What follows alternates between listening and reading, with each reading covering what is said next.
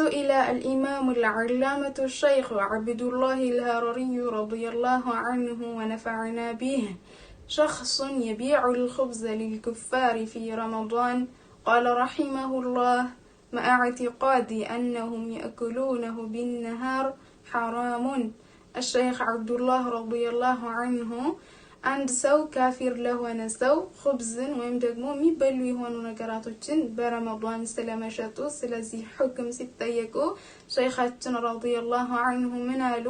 ማዕቲቃዲ ያመነ ከሆነ እነዚህ ሰዎች ወስደው እነዚህ ካፊሮች ይህንን ምግብ ወስደው በረመዳን በቀኑ ክፍል ላይ እንዲህ የሚበሉት ካወቀ ሻጩ ሰውዬ መሸጡ ሐራም ይሆንበታል ይላሉ።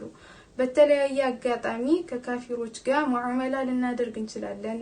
የሥራ ባልደረቦቻችን ሆነው ሊሆን ይችላል፣ ወይም ደግሞ ጎረቤቶቻችን ወይም ቅርብ ዘመዶቻችን ሆነው ከነሱ ጋር ሙዓመላ የምናደርግ ከሆነ በሽያጭ መልኩ ሊሆን ይችላል፣ በስጦታ መልኩ ወይም ደግሞ በቀኑ ክፍል ሻይ ጠጪ ወይም ምግብ ብለን እንደዚህ በዚህ አይነት መልኩ እነሱን ማስታወስ የለብንም ማለት ነው። ምክንያቱም እነሱ ወደ እስልምና ገብተው እንዲጾሙ መጾም ስለሚጠበቅባቸውና ከነሱ የሚፈለግ የሆነ ግዴታ የሆነ ነገር ስለሆነ ማለት ነው። ወደ እስልምና ገብተው መጾማቸው ግዴታ ስለሆነ ማለት ነው።